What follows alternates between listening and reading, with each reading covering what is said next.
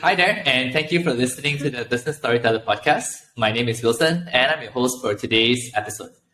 In today's episode, we're exploring how to build a great workplace culture, and I'm delighted to be joined by one of the best companies out there and my personal favorite in creating great workplace culture. It's my privilege to speak with Nicole Miller, who is the Senior People Ops Manager at Buffer. Nicole has been a part of Buffer for 7 years, seeing the team grow from 25 to 95. She's passionate about family inclusion, remote work, and values-driven company cultures. In her spare time, she writes novels and tends a small farm in Southwest Washington State with a husband and 2 young sons. Hi, Nicole. Welcome to the Business Storyteller Podcast today, and I'm so glad to have you with us. How are you doing? I'm doing well. Thank you so much for having me. I am very honored. Yeah, I'm so excited to speak with you today. And before we go any further, I'm sure our listeners would love to know you better. I've introduced you a bit, but maybe you can tell us more a bit about your career journey and also what led to your current role at Buffer. Yeah, I'd love to. So I started out in marketing and social media at a couple universities. And so I was very much in the traditional realm of corporate type jobs, but I was using Buffer on the side to try to work up a side business so that I could work from home, because I thought that was the only way I could work from home, was like running my own business. So when I was upgrading my Buffer plan at that time, and this was back in 2014, I saw that they were hiring, and I totally just threw my hat in the ring and just was going to see what would stick, and it worked out really well. I joined when we were still 24, 26 teammates. It was really early on, and I joined as the community champion. So it was a community facing role and got to do a lot of things around shaping how we viewed community efforts at Buffer. And then that over the years evolved. I started helping promote and come up with a family leave policy and doing some internal people team type policies and suggestions. And so when we sort of restructured a little bit within Buffer, and when we finally grew large enough to end up needing a people team, I kind of ended up shifting into an HR type role at Buffer, which was really fun. And I've over the years been, all sorts of general HR, people ops type roles, everything from engagement to performance reviews to hiring and everything in between.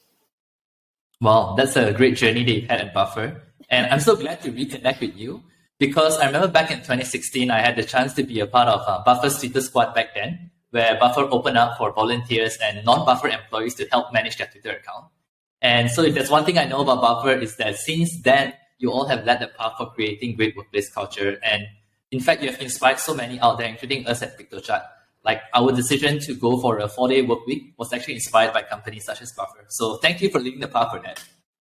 Oh, thank you. I'm so glad. And it's always been so comforting and reassuring to hear that it's helping other companies. So, vice versa. It helps both ways. All right. So I'm excited to get our conversation going. And today we're talking all things about company culture. And the word sometimes workplace or company culture can be a buzzword at times. But for yourself as an expert with years of experience in building the workplace culture at Buffer, would you mind sharing why does Buffer invest so much in building your culture? Yeah, that's a great one. So I think early on in Buffer's history, a little bit before I came, the co-founders really took to heart some of the words from other companies that had been pioneering, like HubSpot and Netflix and things like that, where it really came down to making sure that if you didn't identify and cultivate a company culture, then it would happen unintentionally, or it would maybe sort of show itself in a way that you maybe didn't want it to sort of look. And so the foundation of that was really naming our company values. And then from there, it kind of expanded, right? Because once you had your foundation of values, we used that as the foundation for, transparency initiatives, because transparency is one of our core values. And so then that helped pave the way for sharing our salaries transparently with the world. And when it came to different initiatives or benefits or policies that we have, a lot of that would be founded in the values itself. So having that really early on and having our founders really bought in from the start has really led this to be a very successful and I think a very easy thing in that respect, that we just default to making sure that our company culture and our values align. And that's such a great insider story. You mentioned about transparency, and we'll cover a bit about that later because one of our previous guests actually mentioned about that. Thank you for giving us an insider story about the workplace culture at Buffer. I'm sure that just from your sharing, our listeners would be inspired to see the importance of doing that even in their own company. So we talk about the present, maybe let's talk about the future as well. And how do you foresee workplace culture affecting the future of organizations, especially when it comes to recruiting and employee retention? Yeah, I think now more than ever, I mean, this is definitely the year of the Great Resignation and a lot of employee movement from one company to another. And so I think that when it comes to employer branding and culture being very tangible and very visible, then it will give your company a leg up, because hopefully you're finding the people who really are going to be aligned with that company culture and who are going to want to be there.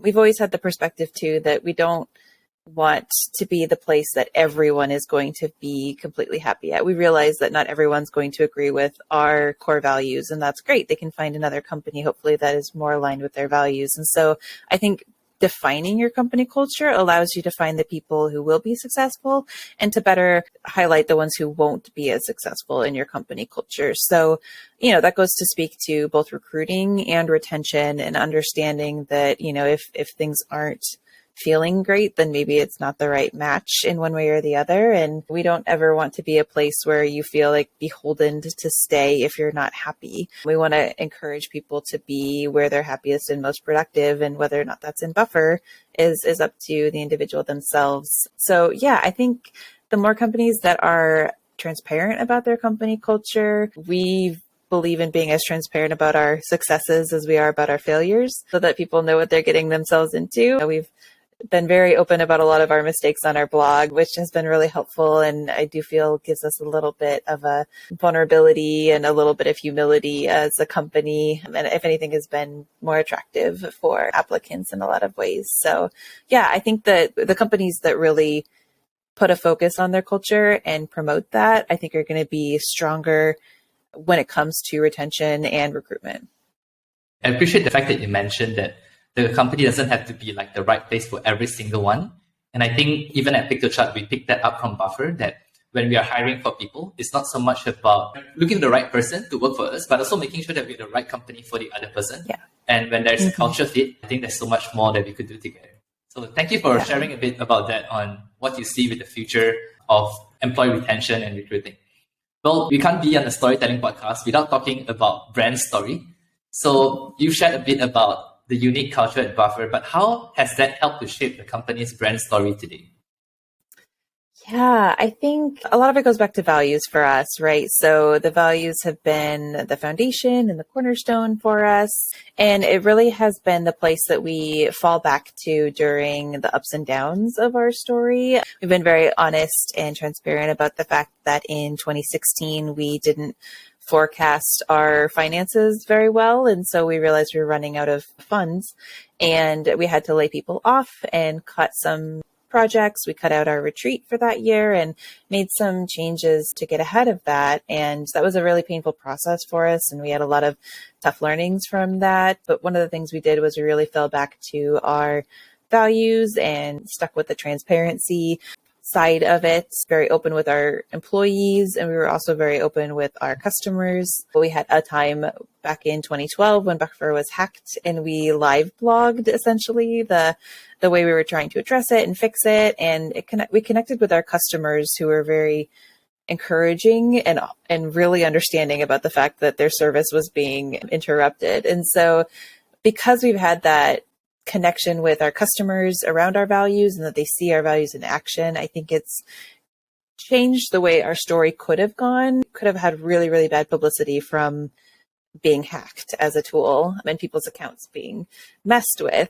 But instead, it turned into a really positive experience. And a lot of our customers had a lot of faith in us and appreciated us because of the transparency. So I think, the culture and the values has helped shape what could be potentially really rough scenarios and rough pieces of our stories into something that has come out okay, and things that have been very positive components of our story. Thanks for sharing that. I recall the story back in 2016, and I remember reading the blog post about it, about the difficult decisions that you all have to make. But I think that was so helpful, even though it may be painful process for all of you, which I'm sure is challenging. But I think it's so helpful even for many companies out there to be able to learn from those lessons and to make sure that they can also implement the learnings in their own companies. So thanks for sharing that and for being so transparent, even with the company culture and values. And that leads us to our next question. In fact, because in one of our previous episodes, we had Mick Griffin from Traffic, and he was sharing how Buffer's transparency model inspired their own company to adopt a similar approach at their own place. So he was talking about Buffer's default transparency value, where Buffer shares about the salaries, diversity, open source code, and product roadmap. So would you mind telling us more about the what and the why behind this value?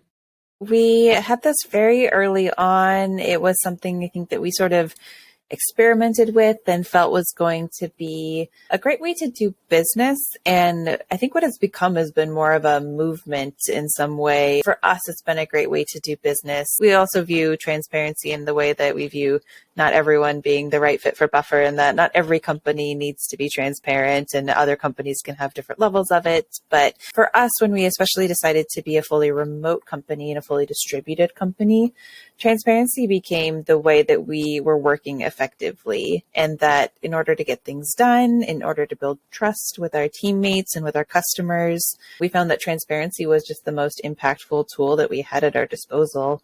It really creates a very strong bond with our employees. We're able to really say, we trust you and we're going to be honest with you about things so that you trust us. And that's been really great. And the same thing with customers. We had transparent, pricing of the product, which was helpful to break down how much goes to AWS costs per month and things like that. And it's just helpful to see. And I think that with us as a small company and us as a, global company itself, that we're able to sort of bridge a lot of gaps by being transparent and just having it all out in the open. And I think too, the transparency has enabled a lot of us to be honest and share things in our open blog, and it lessens the amount of, oh, should I say this or should I not? So there's a lot more freedom within the company as an employee to sort of say what you feel like you need to say, because we have a culture of transparency and we always fall back to that.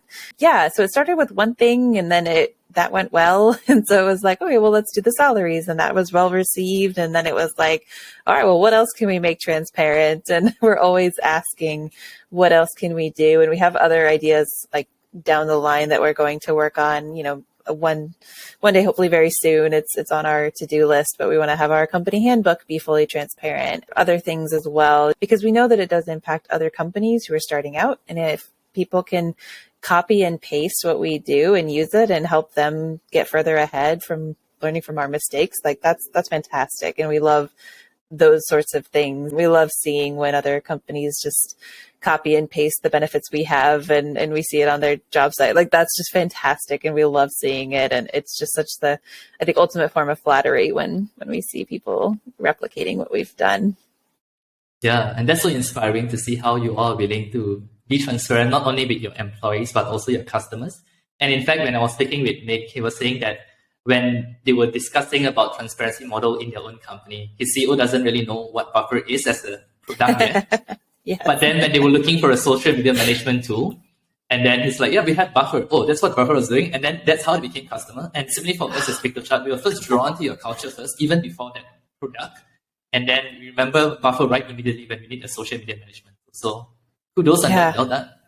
It's so cool. It's I love it when those stories happen either way too. So yeah, we love seeing that. And in relation to transparency as well, maybe you can share with us how has Buffer's culture benefited your organization as a whole, both internally and externally?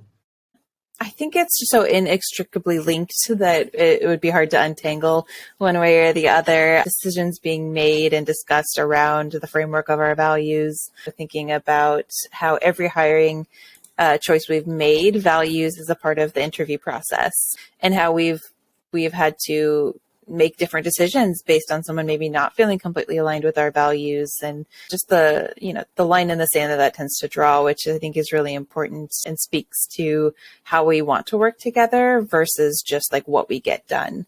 And so that creates this sense of when you talk with a fellow teammate for the first time, you have this shared sense of values. And so you feel like you've known them. You feel like you've been friends with them for years at that point. I mean, you have it with people even at other companies who have heard of Buffer's values and heard of what we're doing. And, then you have that really great foundation and you're like completely bought into it and appreciate it. And that's just a really powerful thing. It fuels us, when we went on retreats, how you would get to know someone was the foundation of values and shared culture. And you would have a deeper relationship and a deeper sense of trust as a coworker and a teammate. And so that has just really, I think, led us to work more effectively as a team and just strengthened all corners of it for sure. Yeah, that's great. And I'm reminded also how the foundation of value is so important. Because people may change, they may come and go, and even your product may change over time, but the value remains the same. And that's the thing that would keep the company together. So just so inspired to hear that is the foundation, even to Buffer with all the culture that you have. So we've heard so many success stories out there about great workplace culture, but we also hear about stories of those who have found it challenging in building this. Maybe you can share with us what are some of the setbacks or challenges that one can expect when they are in the process of building company culture? Yeah, I think early on, one of the examples was when we first really defined our values back when we were 12 or 13 teammates. It was a little bit before I came. When we put our values down in writing, there really was an evaluation of, okay, does everyone feel aligned in this? And what ended up happening was we did decide to let a few people go who didn't feel completely in line with this new set of values and directions. So that was, certainly, I think, a hard thing to go through. It's definitely a hard thing when you might have a really valuable candidate in front of you, but if it doesn't feel like they're going to be very aligned with the values and that there might be some friction there, it's a slippery slope at that point too, because if you give in on one component, then it might create resentment. It might create disharmony amongst the team. You might have, just a different level of communication and collaboration. And so I think for us, there's been times where we had to make the tough choices. But again, I think we also try to frame it as that person maybe wouldn't have been happy here in the long run anyway. And so keeping the right frame of mind is important. But yeah, I think too, we've had mistakes that we've made in the name of our values. We did a classically an experiment where we tried transparent feedback, where we gave feedback to each other, sometimes constructive feedback in public. And that was awkward and not a great idea. And I wouldn't recommend it. And so we quit that pretty quickly and wrote a blog post about it and why we are not going to do it again. And so, there's lots of mistakes. The one thing I've always appreciated about us at Buffer is that, if we make a mistake or if we do an experiment that completely fails, as long as we write a good open blog post about it and get to share that learning with everyone else, it's a total success in that way. So it really frees you up to make some healthy mistakes and to keep a good perspective on what you're able to do and not to do. I think one can expect to make some healthy mistakes when it comes to building great workplace culture. So thank you for being transparent in sharing as Buffer as well. And that has really, like I said, helped a lot of companies out there. We read a lot of Buffer's blog and even the things that we do, we look into the lessons that we've learned from you all. So yeah, thanks for doing that. Well, today Buffer, of course, being recognized and well known for its great company culture. And as an expert yourself in your journey at Buffer for 7 years, could you share with us your top 3 actionable tips for building a great workplace culture? Yeah. So I think the first one I would mention is if you don't have a set of company values, at least kick off a discussion. It doesn't have to be something that's absolutely set in stone. It could be something of like, this is a value or an idea that we want to work toward and kind of facilitate discussions, maybe have like a Slack channel where you can talk about that topic and inspiring books about it or whatever that is, but just try to kind of keep that aspirational component in mind of what we're trying to solve for or what we can all get behind and support. So I think that's a good one. I do think that when you're working towards a great workplace culture, you need to have some element of transparency or openness or the freedom to give feedback in a way that's safe and perhaps anonymous, perhaps not anonymous, perhaps do some focus groups, things like that. So being able to build trust between the employer and the employees and the employees upward as well is very important. And then I think the third thing is to put some effort into the onboarding component of your culture. One thing that I found very successful for us at Buffer is having a culture buddy. For every new hire, we give them a role buddy, they have their manager, and then also a culture buddy. So 3 people very dedicated to them for the first 90 days of their tenure.